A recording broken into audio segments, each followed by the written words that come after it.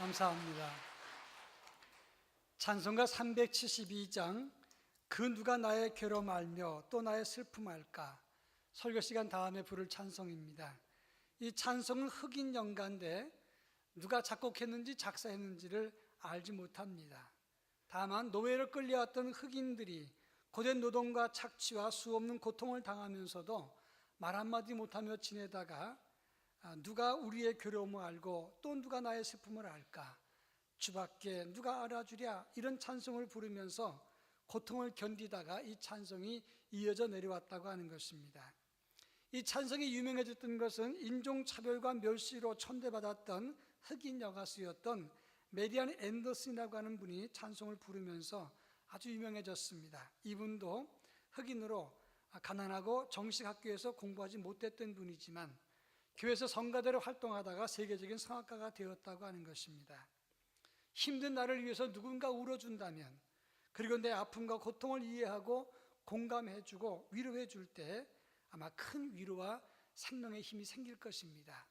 바로 찬송을 불렀던 노예들에게도 그 찬송이 큰 힘과 위로가 되었다고 하는 것입니다. 오늘 우리가 읽은 본문의 말씀은 예수님께서 예루살렘 성을 보시면서 그들의 멸망을 예고하시고 눈물을 흘리셨다는 내용이 오늘 본문의 내용입니다. 예수님께서 생전에 눈물 흘렸다는 기록이 두 군데 나오고 또 예수님께서 눈물 흘린 기록은 여러 군데 발견됩니다. 나사로가 죽었을 때, 그리고 오늘 본문처럼 예루살렘 성을 보시면서 눈물을 흘리셨고, 히브리서 5장 7절에 보면 통곡과 눈물로 간구와 소원을 올렸다라고 기록을 하고 있습니다.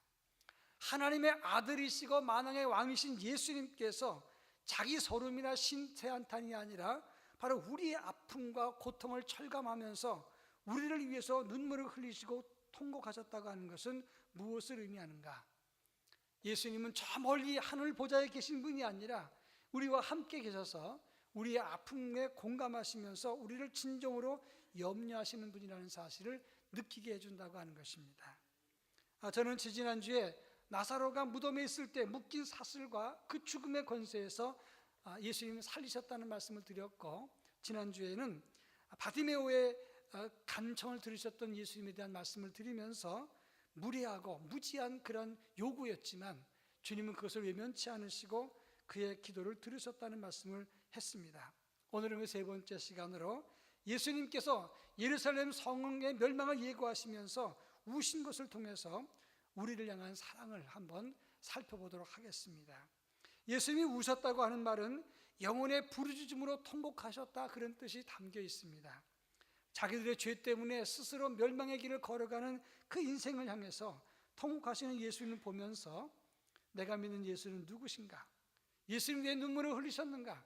이런 문제를 함께 살펴볼까 합니다. 제일 먼저 예수님은 우리의 슬픔과 실패와 고통에 공감하시는 분이라고 하는 것입니다. 오늘 보면 41절에 보면 예수님은 예루살렘 성을 보시면서 우시매라고 했는데, 여기서 우셨다는 말은 애통하면서 눈물을 흘렸다, 그런 의미가 있다고 하는 겁니다. 예수님께서 우리 인생을 보시면서 애통하시고 눈물을 흘리셨다는 것은 성경 곳곳에 발견이 됩니다.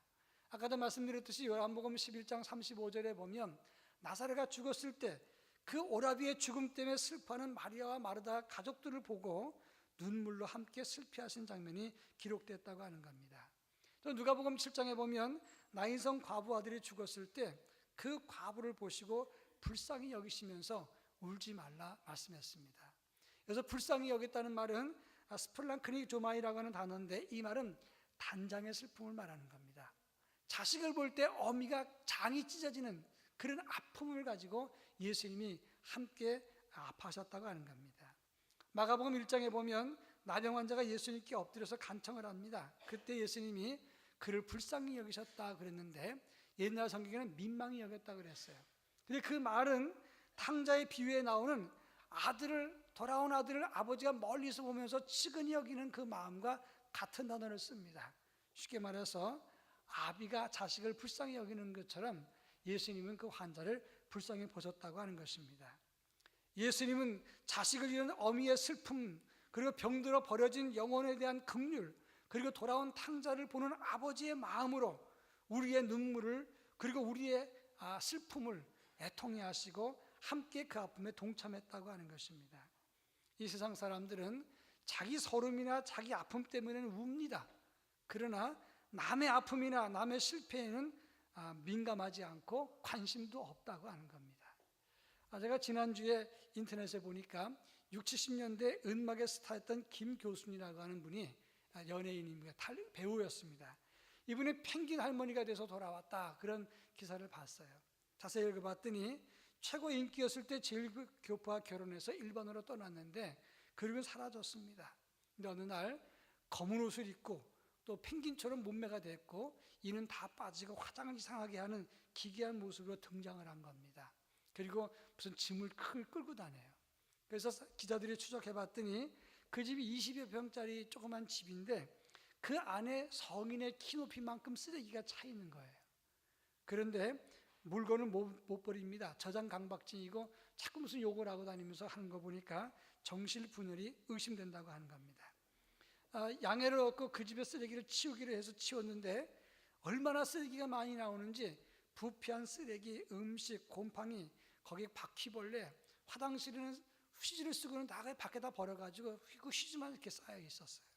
치우는데 사다리차와 쓰레기차가 2대가 동원돼 갖고 4톤의 쓰레기가 그 20평짜리 집에서 나왔다고 하는 겁니다. 그때 많은 사람들이 말을 합니다. 가족이 있을 텐데 어떻게 가족이 있고 자녀와 형제와 이웃 주민들도 있었을 텐데 왜 근처에 오지도 않고 방치했을까? 라고 사람들이 물어봅니다. 실패하고 아프고 냄새나면 아무리 가족이라도 함께하기 싫은 것이 현실입니다. 그래서 엄밀한 의미에서 보면 부모도 있을 때 부모지, 부모도 힘이 없고 돈이 없으면 자녀들이 고통스러워하고 찾지 않는다고 하는 겁니다. 세상은 참 냉정합니다. 나와 틀린 사람과는 말하지 않습니다. 나한테 손해를 끼치거나 상처를 주면 상종을 하지 않습니다. 가진 것 없고 내게 도움이 안 되면 관심을 갖지 않습니다. 이것이 현실입니다. 근데 주님은 우리의 삶 속에 깊이 들어오셔서 우리의 아픔을 함께 슬퍼하시는 분이다, 그런 말씀이에요. 강남에 어떤 큰 교회가 갈등이 있었습니다. 몇 년째 갈등이 하는데 총회에서 재판이 끝났는데도 또 다른 꼴 고무하면서 끝이 없는 싸움을 하고 있습니다. 근데 그 교회 안에는 두 팀이 있었어요. 한 팀은 예배당을 차지하고 있고 또 한 팀은 지하 주차장과 계단을 이용해서 밖에서 예배를 드립니다. 근데 겨울에 예배당을 차지하고 있는 사람들이 그 계단에다가 물을 뿌려요. 얼으라고. 노인들이 거기에 앉아서 예배를 드리는데 예배 방해하기 위해서 거기다 물을 뿌려서 거기를 자리를 얼려놓습니다. 그런 모습을 보면서 교인들이 그런 말을 합니다. 양쪽에서 한 교인이었는데 나와 다르면 남의 고통을 이용해 먹으려고 하는 것이 인간의 모습입니다. 예수 믿어도 마찬가지일 거예요. 그런데 우리 주님은 우리의 아픔과 실패와 고통을 공감하면서 함께 염려하시고 우리 곁에서 그리고 우리를 들어주시면서 함께 눈물을 흘리신다고 하는 것입니다. 사람들은 나를 잊어버리고 자식들은 나를 버렸어도 주님은 우리를 잊지 않고 위로하고 슬퍼하고 나를 위해서 울어주시는 분이라 하는 사실을 알아야 됩니다. 이사야 49장 15절에 보면 여인이 어찌 그 젖 먹는 자식을 잊겠으며 자기 태서는 아들을 긍휼히 여기지 않겠느냐. 그들은 혹시 잊을지라도 나는 너를 잊지 아니할 것이라 내가 너를 내 손바닥에 새겼느니라. 이렇게 말씀을 합니다. 여인이 자식을 잊어버리는 일이 있어도 우리 하나님은 우리를 잊지 않고 우리를 손바닥에 새겼다라고 말씀하고 있는 것입니다. 그 주님의 사랑과 눈물과 안타까움 때문에 우리가 은혜를 입고 그리고 구원을 받은 것입니다. 그렇다면 우리도 가장 가까운 사람들을 공감해야 되고 그리고 나와 아픈 사람들, 내 주변 사람들을 살피는 영성을 가져야 된다고 하는 것입니다. 이번에 저는 3박 4일 동안 호텔에 갇혀 있었어요. 왜냐하면 목사고시 출제위원이었고 또 시험 감독이고 면접하고 채점을 해야 되니까 밖으로 나올 수가 없었습니다. 웬만하면 핸드폰도 다 갖출 수가 없었어요. 그런데 그 출제위원 중에서 목사님 한 분이 계셨는데 그 목사님 아들이 20살인데 대장암 4기였어요. 그리고 치료를 받고 항암 수술하다가 뇌경색까지 왔는데 지금 이제 먹지 못한다는 얘기를 하는 겁니다. 너무너무 얼굴이 안 됐어요. 그래서 슬그머니 제가 교회적으로도 조금 도왔고 저 개인적으로도 도움을 줬습니다. 별로 친하지 않은 목사님인데 길 가다가 우연히 식당에서나 또는 다른 데서 만나기만 하면 그렇게 고마워하는 겁니다. 제가 미안할 정도였어요. 그런데 그때 무슨 생각이 났냐면 모리와 함께한 화요일이라고 하는 나오는 책의 귀절이 생각났어요. 연민을 가지세요. 그리고 서로에게 책임감을 느끼세요. 우리가 그런 것을 행한다면 이 세상은 훨씬 더 좋은 것이 될 것입니다. 선생님은 숨을 들이쉬고 평소에 좋아하는 귀절을 덧붙였다. 서로 사랑하지 않으면 멸망하리. 주님은 우리와 공감하셨습니다. 사람들은 다 우리를 외면하고 버릴지라도 우리 아픔과 슬픔에 깊이 개입하셔서 눈물 흘리시고 어찌할까 안타까워하시는 분이 주님의 마음입니다. 그 주님의 마음을 통해서 우리가 구원받았다면 우리도 서로 공감하고 염려하고 위로하고 사랑을 나누는 삶을 가져야 된다고 하는 것입니다. 그런가 하면 오늘 보면 42절에 보면 예수님께서 우시면서 무슨 말씀을 하셨는가? 42절 말씀을 다 같이 한번 읽어보겠습니다. 이르시되 너도 오늘 평화에 관한 일을 알았더라면 좋을 뻔하였거니와 지금 내 눈에 숨겨졌도다.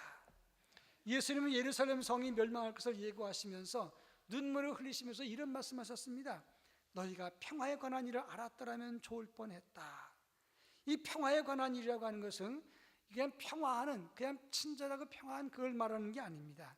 여기서 평화하는 일이라고 하는 것은 하나님을 우리가 만남으로 인해서 얻어지는 충만한 행복, 그 기쁨과 비밀을 말하는 거예요. 그런데 내 눈에 숨겨졌구나. 그 비밀과 행복, 하나님과 만남을 가지는 그 행복을 내가 깨닫지 못해서 안타깝다고 예수님은 눈물을 흘리셨다고 하는 겁니다. 여기에 큰 교훈이 있어요. 예수님은 우리가 영의 눈을 뜨지 못하고 세상 것에 몰두하면서 불의한 길을 갈 때 눈물을 흘리신다고 하는 점입니다. 누가복음 23장에 보면 예수님께서 십자가에 달리셨을 때 하나님께 기도합니다. 아버지여, 저들을 사하여 주옵소서. 자기들이 하는 것을 알지 못합니다. 하나님, 저들이 어리석어서 영의 눈을 뜨지 못해서 지금 하나님 나라를 회방하면서 하나님의 구원자를 죽입니다. 그런데 저들이 어리석어서 몰라서 그러니 저들을 용서해 주옵소서. 안타까운 마음으로 하나님께 기도하는 장면이 나온다고 하는 겁니다. 여기에 생각할 깊이가 있어요. 우리 주님은 영의 눈을 뜨지 못하고 어리석은 짓을 하는 우리를 향해서 안타까운 마음으로 눈물을 흘리신다고 하는 겁니다. 제가 군 생활을 할 때 사단 사령부에 있었습니다. 그런데 격리부에 신입 쫄병이 하나 들어왔는데 이 사람이 목사님 아들이었어요. 근데 제가 저보다 나이도 어리고 계급이 낮으니까 교회 갈 때 꼭 데리고 다녔습니다. 근데 그 격리부 신입생, 그 신입 군인이 한 달에 한 번씩 장교와 사병들이 월급을 지급하고 나면 단체 회식을 갑니다.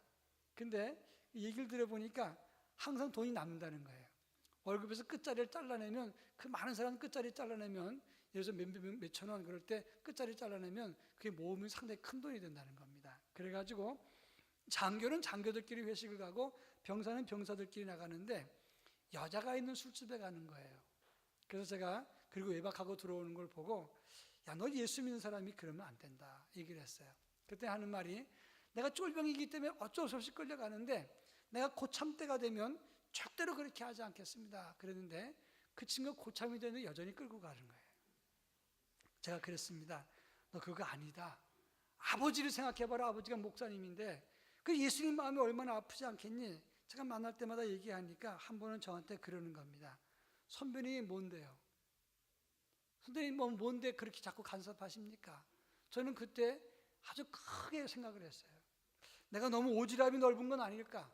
내가 너무 주제넘은 것은 아닐까? 내가 뭔데? 아무것도 아닌데. 그러면서 하나님께 기도했습니다. 하나님, 제가 뭔데요? 아무것도 아닌데 제가 왜 이렇게 마음이 아픕니까? 그때 주님이 저한테 그런 사인을 주셨어요. 그건 나의 안타까움이다. 그래서 저는 그때 많이 울었던 기억이 납니다. 우리 하나님은 영의 눈을 뜨지 못하고 잘못된 길을 가는 우리를 향해서 안타까운 마음을 가지고 계시다고 하는 겁니다. 선원이 임자를 알고 나귀는 그 주인의 구유를 알건만은 이스라엘은 깨닫지 못하고 나의 백성은 깨닫지 못하는도다. 슬프다 범죄한 나라여, 허물어진 백성이여, 행악의 종자여, 행위가 부패한 자식이로다.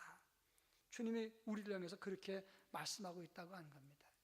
우리가 예수를 잘 믿는다고 하지만 실상은 눈이 멀어서 영적인 눈을 뜨지 못하고 세상 것에 집착하고 물질을 탐욕을, 그리고 그것을 버리지 못하고 살아갈 때 우리 주님은 그렇게 말씀하십니다. 너희가 잘 사는 것이 뭐냐? 무엇이 성공적인 삶이냐? 우리에게 묻습니다. 아무리 많이 배우고 잘 살고 여러 집을 갖고 있고 모든 것을 가졌어도 영의 눈을 뜨지 못하면 성공이 아니다. 예수와 함께한 비밀을 모르면, 그 평화의 일, 예수와 함께했던 그 비밀, 복음의 비밀과 참 행복과 영성을 모르면 성공한 것이 아니다. 그리고 우리를 향해서 눈물을 흘리고 계시다고 하는 겁니다. 만약에 우리가 하나님과 함께했던 비밀, 예수 그리스도의 복음을 통해서 얻어지는 참된 만족과 행복이 있다면 지금 가난하고 초라하고 힘이 없어도 우리는 실패한 삶이 아닌 것을 알아야 된다고 하는 것입니다. 오늘 본문 마지막 세 번째 43절부터 44절 말씀을 읽어보겠습니다. 43절 제가 읽습니다. 날이 이를지라 내 원수들이 토둔을 쌓고 너를 둘러 사면으로 가두고 또 너와 및 그 가운데 있는 내 자식들을 땅에 메어치며 돌 하나도 돌 위에 남기지 아니하리니 이는 내가 보살핌 받는 날을 알지 못함을 인함이니라 하시니라. 오늘 43절과 44절의 말씀을 보면 다가올 예루살렘의 멸망을 보면서 예수님이 안타까워하시면서 그리고 눈물을 흘리신 내용이 기록된 겁니다. 이 말씀을 가만히 보면 이사야 29장과 에스겔 44장의 말씀을 연상시킵니다. 그 이사야 29장과 에스겔 4장의 말씀 보면 사방의 적들이 쳐들어와서 진을 싸고 에워싸고 그리고 대를 쌓아서 예루살렘 성을 공격하고 멸망시키는 내용이 기록된 것입니다. 그런데 그 예언은 유다가 바벨론에 함락됨으로 완성이 되고 끝났습니다. 그런데 예수님이 똑같은 예언을 하시는데 그 예언이 언제 이루어지느냐? AD 70년 로마의 디도 장군에 의해서 성취가 됩니다. 이 디도 장군은 로마의 정예군 10군단을 데리고 와서 예루살렘 성을 공격해서 사흘 만에 함락시키고 성 안의 주민들을 땅에 맺혀서 죽였습니다. 그리고 돌 위에 돌 하나 남기지 않고 예루살렘 성을 멸망시켰어요. 근데 왜 이 말씀을 하시는 겁니까? 예루살렘이 왜 멸망했습니까? 멸망의 때를 예수님이 그렇게 많이 알려주었는데도 깨닫지 못했던 유대인이었어요. 그리고 오히려 예수님을 죽여서 하나님을 거역했던 것이 그 당시 종교 지도자들이었습니다. 예수님이 그 말씀을 하시면서 내가 그렇게 너희들에게 알려주었지만 오히려 나를 죽이는 너희는 원수가 되었구나. 그래서 예루살렘이 멸망하게 되었다. 그러면서 눈물을 흘리시는 겁니다. 여러분 생각해 보십시오. 예루살렘이 멸망하게 될 때가 되면 거 봐라, 내 말대로 됐지, 뭐 한 거냐 이렇게 얘기를 해야 되는데 왜 예수님은 그런 인생들 예루살렘의 멸망을 보시면서 우셨냐 하는 겁니다. 에스겔 33장 11절에 보면 나의 삶을 두고 맹세하노니 나는 악인의 죽는 것을 기뻐하지 아니하고 악인이 그의 길을 돌이켜 떠나는 사는 것을 기뻐하노라 말씀했습니다.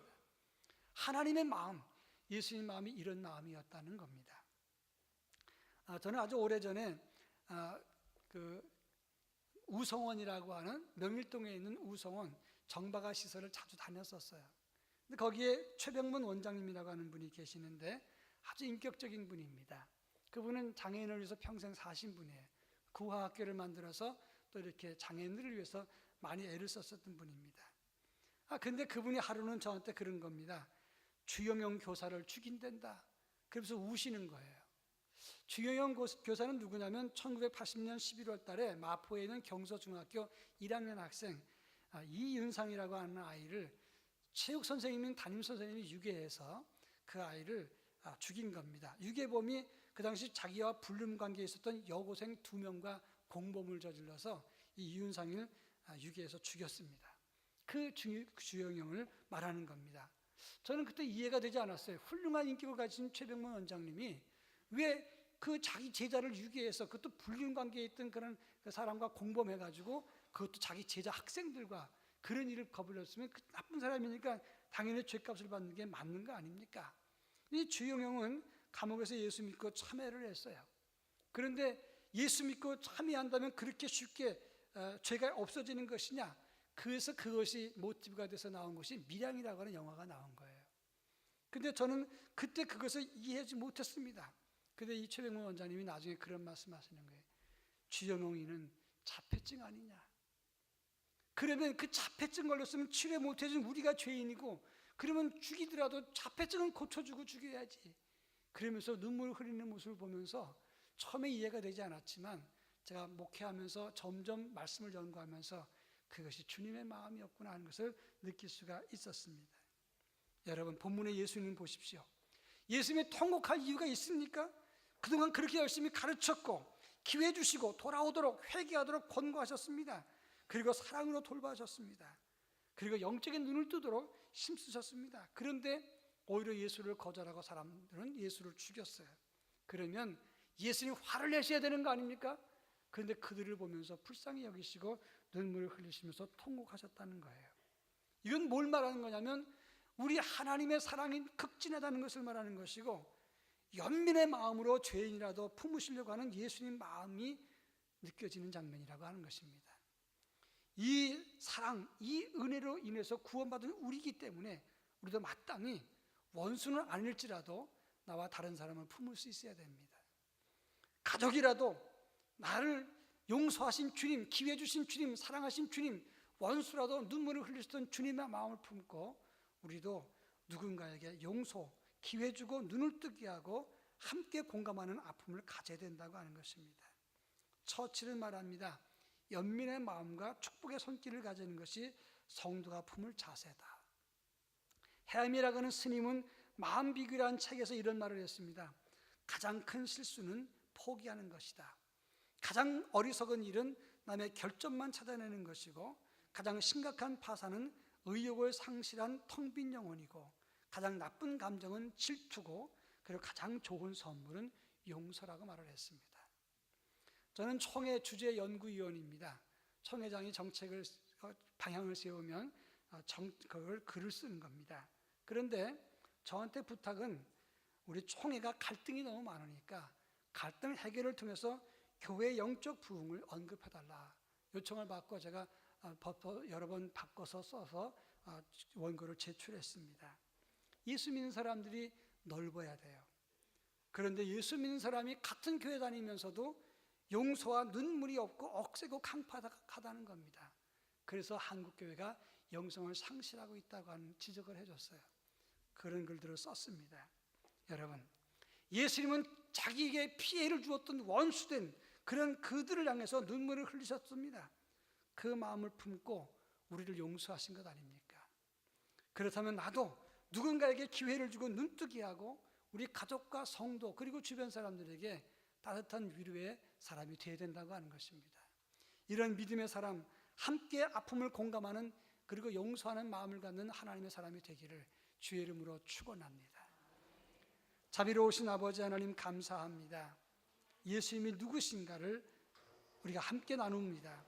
내가 믿는 예수, 내가 만난 예수가 누군가를 살펴보는데 예수님이 우리를 위해서 눈물을 흘리셨던 것을 보면서 우리 주님의 깊은 마음을 깨닫습니다.